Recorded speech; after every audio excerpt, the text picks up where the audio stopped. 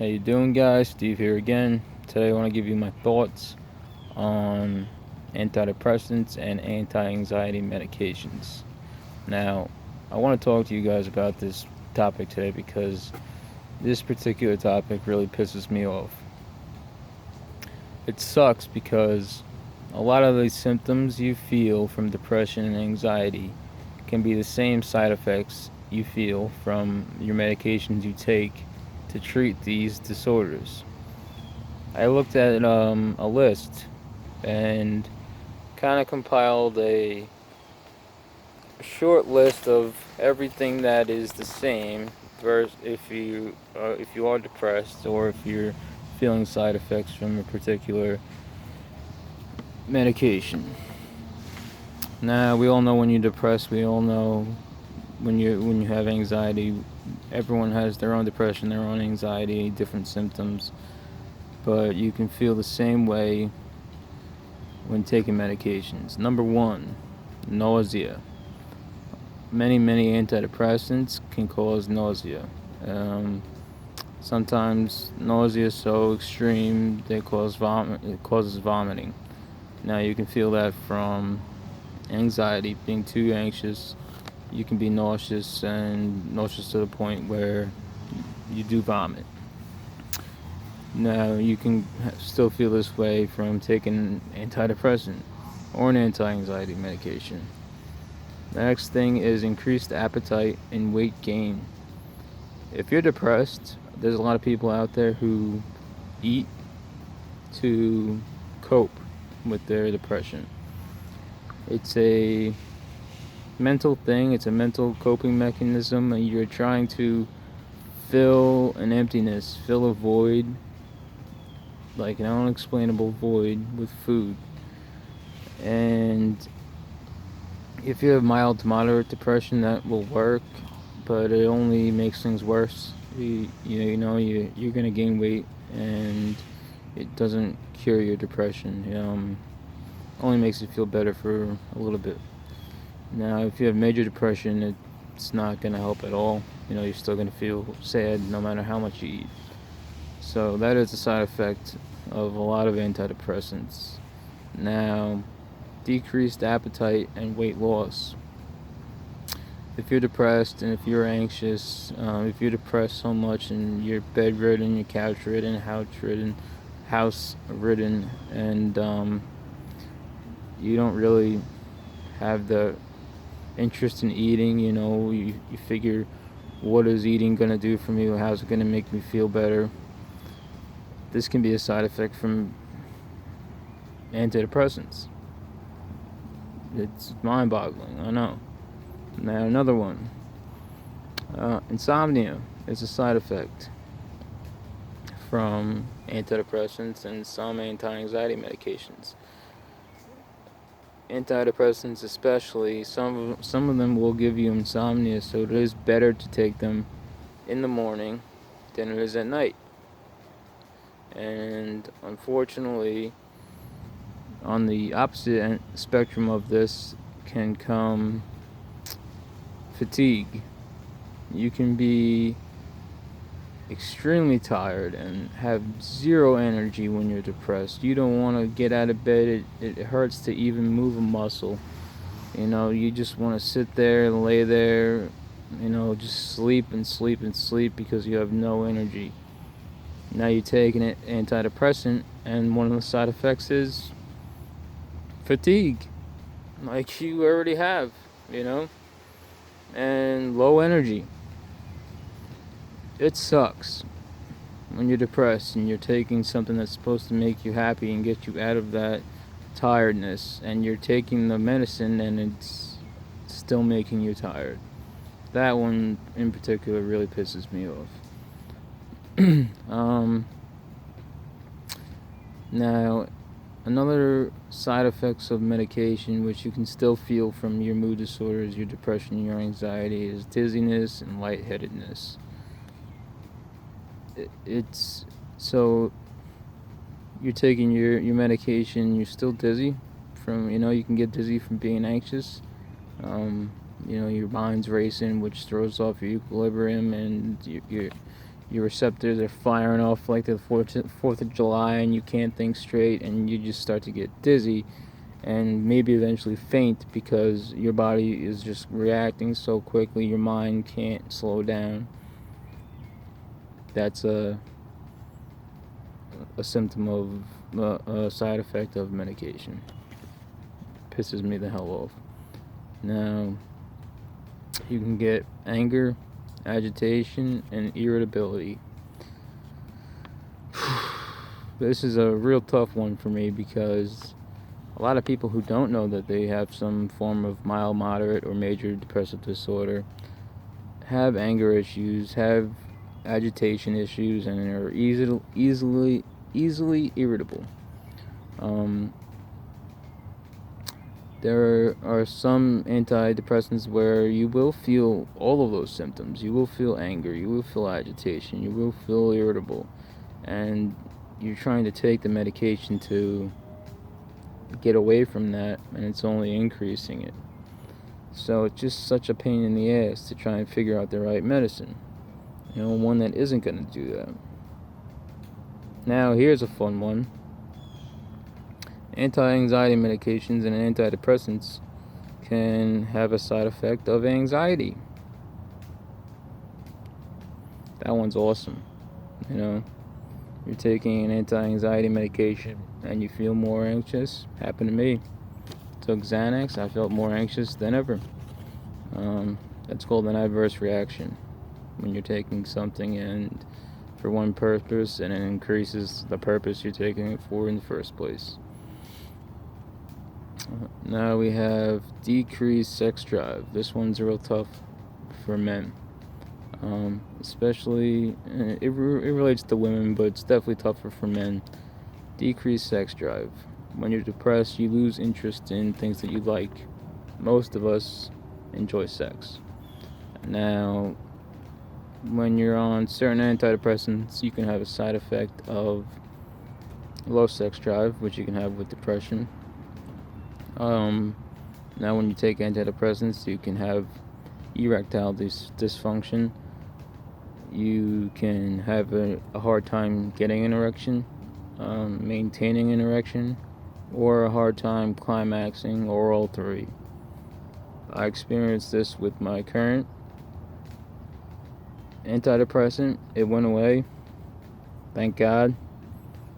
For some people it doesn't. But it's kind of demoralizing when you are hurting already and you're depressed, but you start to feel happy, but yet you can't get. Your one mind's getting better, but the second mind, that second brain down below, isn't working properly. That kind of sets you back, Women, you just have decreased sex drive. You don't have any interest in sex. For you guys, you don't have to make little Jimmy standing at attention, but it's having a sex drive and wanting to have sex makes it more enjoyable, not a chore, New or worsening depression. Now, if you're taking an antidepressant or an anti-anxiety medication and you gain newer depression, new symptoms of depression, it sucks. It happened to me. I tried every SSRI medication out there. Those are selective serotonin reuptake inhibitors. And the last one I attempted to take was Paxil, which was told to me to be an antidepressant with a ton of anti-anxiety properties. So I gave it a shot. I tried everything else. Let's try this one. This ended up being the worst medication I took. It increased my depression greatly. I had increased suicidal thoughts. The rate that I would have them, instead of 1 or 2 a day, would be dozens a day. And by the second day that I had taken the medication, I had developed homicidal thoughts as well. These are thoughts of killing other people, hurting other people. Now, if you're watching my video and you have a plan to hurt others or a plan to hurt yourself, I want you to call 911. I want you to call an ambulance, and I want you to tell them what's going on. An ambulance will come and pick you up, take you to the emergency room, and the motions will go, the ball will start rolling, you'll be in a safe spot, a safe place, and I'm forever grateful for being conscious enough to know that it's the medication that was making me think this way, because before I took the medication, I never thought like that in my life. So that led me to the psych ward. I have a video about it, my experience in the psych ward, if you'd like to take a look at it. That's a whole nother story, so that was a whole nother video I made. Now, having said all that, I think that antidepressants and anti-anxiety medications are not the cure. They are, I would say, just a helping hand, a step in the right direction, but they're not the cure. They're not like antibiotics where you have an infection. You can take an antibiotic and get rid of the infection, feel better. There are some real bad infections that you might have to try several antibiotics in order for the infection to go away. But this is it's similar, but it's unlike depression and anxiety. It may take some antidepressants, some trial and error, for you to find which antidepressant works best for you. But it's not the cure. The cure, I believe, is more than just the medications. You have to do, if you're starting medications, if you're on medications, you have to try more than just that. When I was in the psych ward, there was a lot of people my age. I got put in a special wing just for people with anxiety and depression. And for quite a few days, there was people in there around my age. I talked to them, because I'm very new to mood disorders, so I wanted to pick their brains, and a lot of them gave me some tips, but all of their tips were all different, and I wondered if you combine them all, maybe it would be beneficial. Now, their tips were, one was exercise, which we all know exercise is great. It's great for your mind, it's great for your body, it's great for your overall health. And another tip someone gave me was going to talk to someone, therapy, cognitive behavioral therapy, or CBT. One of the guys I spoke to, he had social anxiety, and it was pretty severe, but he goes to something called exposure therapy, where they expose you little by little to your surroundings that you're afraid of and see how you react, and they kind of get into your mind how you can react differently. Same with CBT. They take the things that are bothering you and let you look at them from a different perspective. Now, another one that somebody had told me was diet. Their diet was a huge role in their depression, and their anxiety. This guy had both. He told me, different stimulants, caffeine, alcohol, drugs, cigarettes, a few other ones, would all trigger his symptoms and make them worse.